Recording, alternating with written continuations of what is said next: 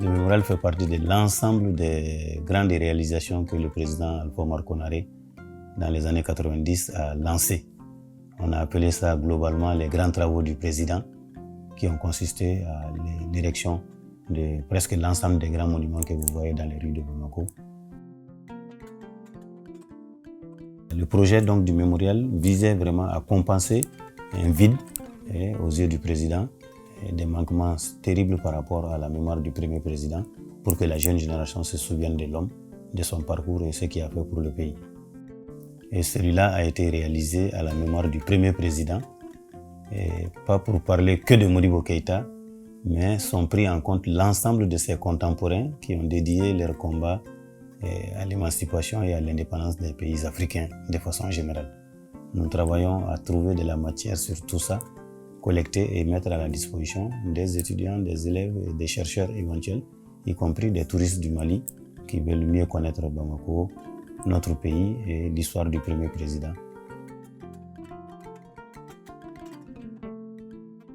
C'est la forme du Kanaga qui a inspiré l'architecte pour dessiner le bâtiment principal du mémorial, qui est un personnage stylisé. Il s'est inspiré de la cosmogonie Dogon et pense que tous les hommes, autant que nous sommes tentés de chercher, vaille que vaille, la perfection. Et nous pensons, peut-être à tort souvent, que la perfection est du domaine de Dieu et que ce Dieu se trouve au ciel.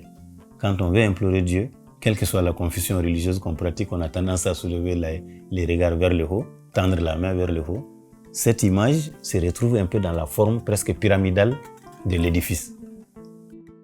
Vous voyez ces 4 rampes d'escalier qui permettent d'aller au sommet pour accéder à la statue. Et donc, c'est comme un bonhomme couché qui écarte ses 2 jambes et qui soulève les 2 mains en l'air. L'emplacement de la statue de Modibo Keïta, l'architecte nous dit que ceci correspond au nombril de la personne qui est supposée coucher sur le dos, qui représente le bâtiment principal. La symbolique du nombril, vous le savez, c'est ce cordon qui relie l'enfant à la maman. Ça, c'est une symbolique très forte. Je le dis aux jeunes quand ils viennent, élèves et universitaires, qu'on ne s'improvise pas homme politique. Il y a un parcours dédié qui prépare l'homme d'État, l'homme politique, à sa mission. La sélection pour aller à William Pointy, à l'île de Gorée au Sénégal, qui pouvait être entre guillemets considérée comme l'université pour les pays d'Afrique francophone à l'époque, c'était le plus haut niveau de la formation, était sur concours. C'était en tout cas un test que chaque pays devait faire pour retenir les meilleurs qui devaient partir au nord du pays à cette école prestigieuse. Modibo est le premier du Soudan au test. Le cycle commence, ça dure 3 ans, 1933-1936. Il termine à la sortie, major de promotion, avec sa classe qui faisait un effectif de 33 élèves. Modibo est encore le premier de ces 33. Donc, c'est un brillant instituteur qui arrive au pays pour commencer à exercer sa mission. Il a tellement tapé à l'œil du colonisateur qu'ils se sont dit « Ah, attention, il faut se méfier de celui-là ». Et d'ailleurs, c'est apparu sur certains de ses bulletins, brillant instituteur, mais foncièrement anti-français, à surveiller de près. Et donc, le colonisateur l'avait un peu dans l'œil du cyclone, comme on dit. Il est arrivé, rapidement, il faut le positionner à l'intérieur du pays pour l'éloigner un peu de la capitale, qui est le centre de décision. Donc, tantôt à Sigasso, tantôt à Kabara, jusqu'à Tombouctou. Il a été ballotté comme ça. Il n'a pas arrêté sa mission, entre guillemets, pour laquelle il était tout dédié. C'est la sensibilisation depuis le niveau syndical.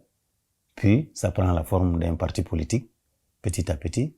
Et on connaît son rôle avec son aîné et son compagnon, Mamadou Konaté, dans la création du Rassemblement démocratique africain, le RDA, déjà dans les années 46, qui a vu le jour ici. C'est toutes ces réalisations qui préparaient l'homme à sa mission d'homme d'État et pour prendre en main le destin de son pays. Pour l'histoire, il faut le retenir, c'est l'actuel lycée technique de Bamako que vous connaissez, qui a accueilli la plénière qui a créé le Rassemblement démocratique africain, qui a ses ramifications dans chaque pays. Donc, la section soudanaise, c'était la section du Mali. Il y avait une section ivoirienne, une section au Dahomey, une section en Guinée, animée par Sékou Touré de l'autre côté. Voilà, entre autres, comment tout a commencé pour nous conduire jusqu'à la loi cadre en 1956, où véritablement, même les colonisateurs s'est rendu compte que l'Afrique avait des leaders qui en voulaient, qui étaient prêts à s'assumer, à prendre leur destin en main et conduire leurs États à l'indépendance. Convaincu que notre salut était dans le rassemblement, il est aussi à l'initiative de ce qui a été la Fédération du Mali, qui à l'origine devait regrouper le Dahomey, la Haute-Volta, le Niger, le Sénégal et le Soudan. Mais très rapidement, les colonisateurs s'est encore interféré là aussi pour convaincre ces autres pays de l'Interland, c'est-à-dire la Haute-Volta et le Niger, de se désolidariser de ce mouvement. Finalement, Modibo Keïta et Senghor sont les deux seuls à créer donc cette fédération du Mali. Et quand la fédération a vu le jour, elle a été très éphémère. Elle a duré 60 jours. Donc, c'est ainsi que, du côté de la Côte d'Ivoire, Félix Houphouët-Boigny s'est prêté au jeu du colonisateur. Il crée une entité qui devait être le contrepoids de la Fédération du Mali, qu'on appelle le Conseil de l'Entente, entourant autour de lui justement le Niger et la Haute-Volta, qui avaient été menacés d'être coupés d'une ouverture sur la mer si jamais ils ne venaient pas dans cette association. Leur seul débouché sur la mer, c'était la Côte d'Ivoire. Donc voilà comment ils ont quitté, et le Sénégal et le Soudan réalisent la fédération. Dakar a été choisi comme la capitale de cette fédération. Modibo Keïta président, avec résidence à Dakar. Mais là aussi, pour des questions de conflit de leadership, très rapidement, il a été mis dans la tête des frères sénégalais que les Soudanais veulent s'accaparer de tout. Pourtant, c'était un gouvernement paritaire avec le même nombre de Soudanais et de Sénégalais et que Modibo dirigeait. Nous vous invitons à autoriser l'Assemblée législative, premièrement, à appréhender les compétences transférées par la République soudanaise à la Fédération du Mali. Deuxièmement, à proclamer comme État indépendant et souverain la République soudanaise.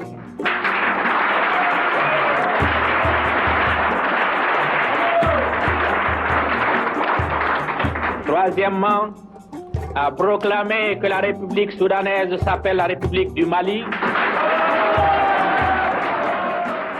Et vous comprenez, quand un homme aura eu tout ce parcours, finir par proclamer l'indépendance de son pays, tout ce parcours a préparé cet homme d'État au destin exceptionnel, à diriger son pays pendant quand même 8 ans. Il a tout dédié à son pays.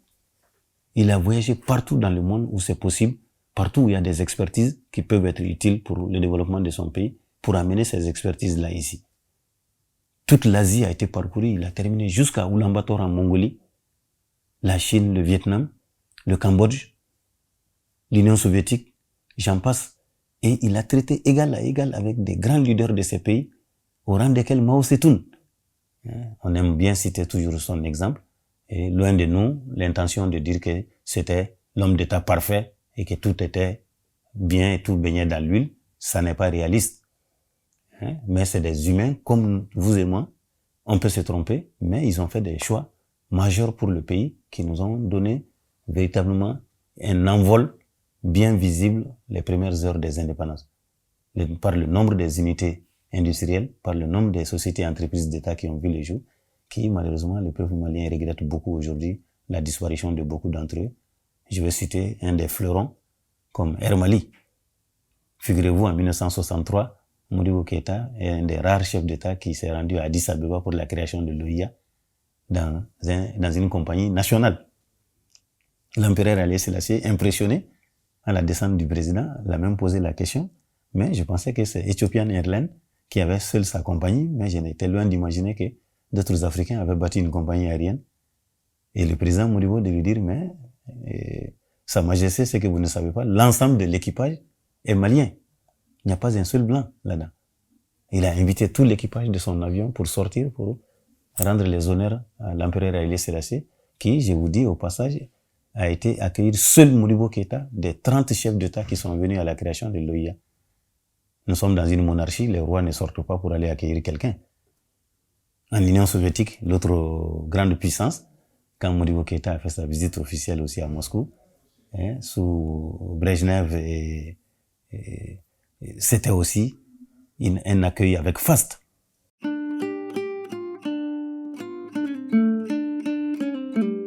C'était en septembre 1961, effectivement, les pays africains avaient lancé un mouvement qu'on a appelé le mouvement des non-alignés. Donc la conférence de Bandung s'est tenue en Indonésie et quand ils sont sortis de cette conférence de Bandung, unanimement, les chefs d'État du mouvement des non-alignés ont désigné Modibo Keïta du Mali et Ahmed Sukarno d'Indonésie à voyager sur les États-Unis d'Amérique pour expliquer à cette puissance mondiale le concept donc du non-alignement. Des petites anecdotes m'ont été racontées par son aide de camp.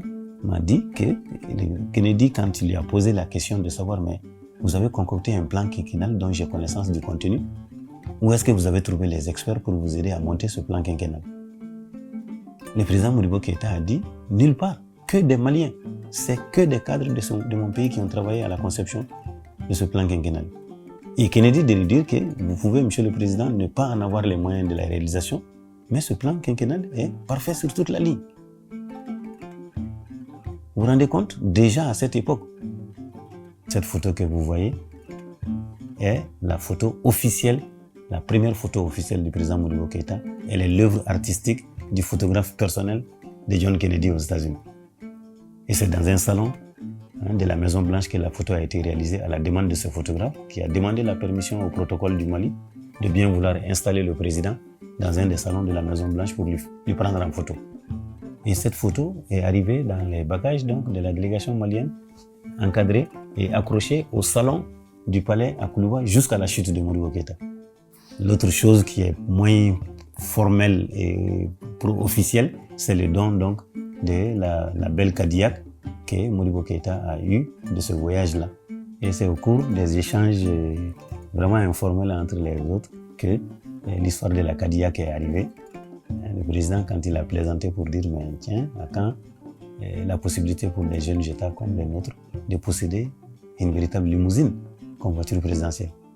Donc les deux chefs d'État se sont chahutés et c'est là où un des sénateurs très proches de Kennedy est venu lui souffler à l'oreille que lui, il est prêt à céder sa Cadillac au président des États-Unis pour qu'il l'offre au président du Mali puisqu'il l'aime. Dans des recherches que nous avons faites, c'est un certain Billy Harris. La voiture était personnalisée parce qu'il y avait même une adresse gravée sur le tableau de bord de la voiture, made specially for Billy Harris. J'ai eu mal au cœur quand j'ai fait le constat de la disparition de cette mention qui était gravée. C'est une voiture hors série qui avait été produite par la maison à son intention. C'est ce qu'il a offert au président des États-Unis, qu'il a offert au président du Mali. C'est une des rares voitures qui est posée sur un châssis métallique, comme les camions. Un moteur V8 ultra puissant. De ce séjour aux États-Unis, il y a plein de choses que la coopération entre les États-Unis et le Mali a initié.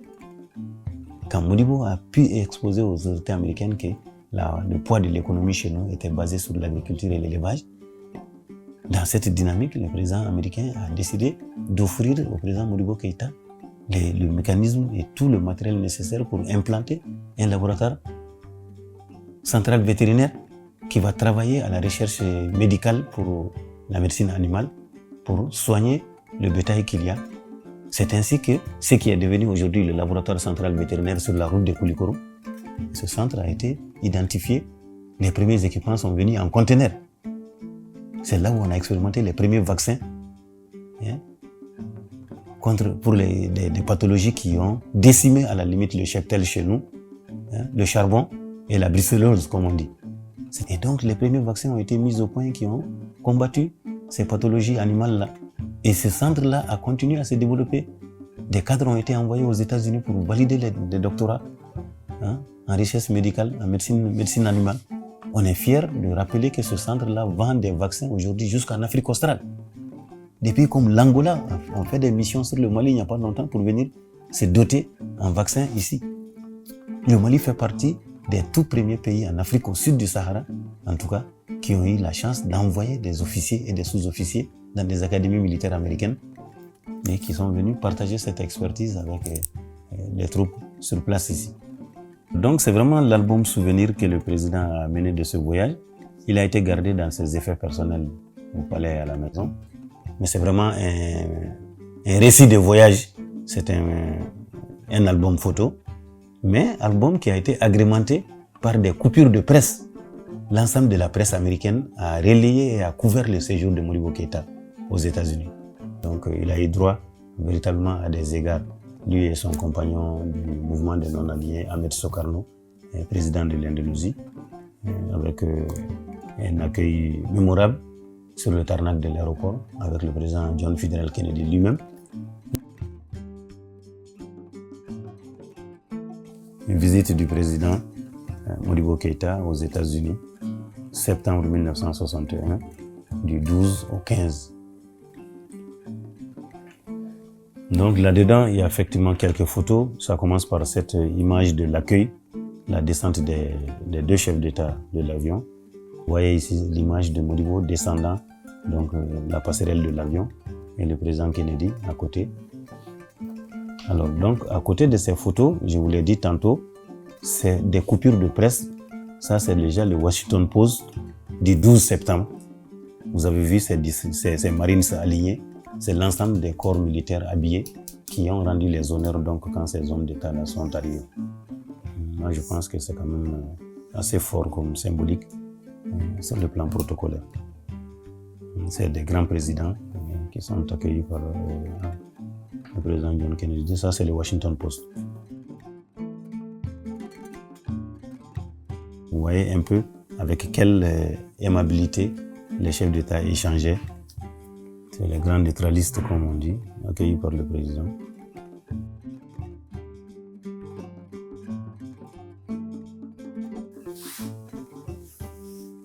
Donc c'est la photo dans le salon de la Maison Blanche avec Kennedy.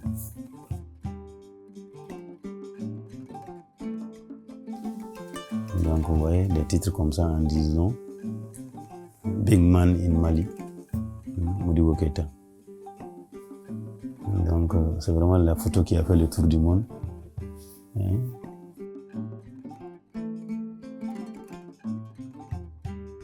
Celui qui est en boubou blanc est tout simplement Diallo Telli de la République sœur de Guinée, qui avait été lui aussi ambassadeur donc, aux Nations Unies. Donc le siège donc, le palais en vitre de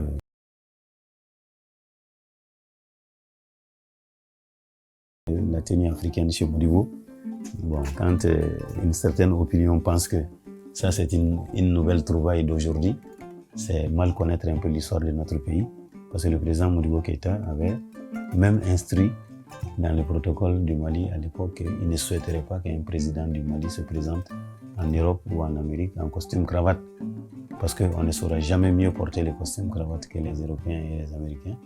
Mais notre boubou traditionnel, c'est nous seuls qui savons aussi mieux le porter que tout le monde. Donc il l'a valorisé, il a en même temps valorisé un peu les artisans traditionnels chez nous, parce que tous ces boubous étaient cousus et brodés à la main par des artisans du pays. Donc ça c'est, je crois, la photo souvenir des différents responsables donc, du mouvement des non-alignés qui avaient mis Modibo Keïta et Ahmed Sokarno en mission. La chaude poignée de main de Kennedy avec... La génération de Modibo Keïta était une génération rare et exceptionnelle, parce que regardez sa seule promotion à l'école William Ponty à l'île de Gorée du Sénégal a donné, si je ne m'abuse, au moins 3 présidents en Afrique. C'est quand même pas, c'est pas rien que dans une promotion et dans leur cursus scolaire que 3 personnes deviennent présidents de la République de leur pays. Ça n'est pas donné. Je pense rapidement à Émile Derlin Sensou du Dahomey. Je pense à Djori Amani du Niger, qui était même le voisin de table du président Modibo Keïta à Gorée, à l'île de Gorée, à William Ponty. Donc c'est juste pour vous dire que vraiment il y avait de la qualité chez ces hommes-là. Et tout ce qui comptait pour eux, c'était ce qu'ils pouvaient apporter à leur pays. Il a battu sa monnaie. Aujourd'hui, regardez un peu, le problème de la monnaie est plus que jamais d'actualité. On pense qu'il faut qu'on fasse notre propre monnaie. Lui, il a déjà essayé. Ça n'a pas bien marché parce que, économiquement, même pour des raisons de parité d'échange, quand il y a une monnaie qui n'est pas assez forte, qui ne résiste pas à l'échange à l'international, il y a un problème. C'est pourquoi, justement, rapidement, une grogne s'est levée dans le secteur des affaires au Mali, qui a valu l'arrestation de beaucoup de leaders commerçants et de politiciens qui étaient des adversaires, entre guillemets, politiques du RDA qui avait gagné les premières élections et qui étaient aux affaires au Mali. Donc les perdants se sont rapidement solidarisés à ce combat du monde des affaires pour prendre la rue, protester. Tous ces leaders ont été identifiés, arrêtés et mis en prison. Quand il est arrêté et mis en prison, la justice fonctionne tout de suite. On était à une période de socialisme où il y avait des tribunaux populaires qui n'étaient pas des fonctionnaires désignés par celui qui est aux affaires, qui sont à sa solde, mais les tribunaux populaires étaient composés avec un jury qui venait de toutes les sensibilités du pays. Donc, qui a jugé un peu ces gens-là, des gens hors la loi, avec une peine capitale, une peine de prison à vie, une peine de mort pour certains, et ont été répartis entre les prisons, parmi lesquels certains sont allés purger leur peine à l'extrême nord, à Kidal. Donc c'est là où quelques leaders comme les Kassoum, Marwa Kassoum, dont le nom est bien connu, et le député Diko, et bien d'autres, ont trouvé les Fili Dabo et autres là, étaient des sensibilités politiques, donc, et ont été arrêtés, condamnés et mis en prison. Et certains ont trouvé la mort, et ça c'est des trucs, j'allais dire des mauvaises images du régime qui hante un peu le parcours du président Modibo Keïta. Mais diriger un pays aussi, c'est ça. Quand on ne peut pas prendre des mesures impopulaires, on devient difficilement un bon dirigeant.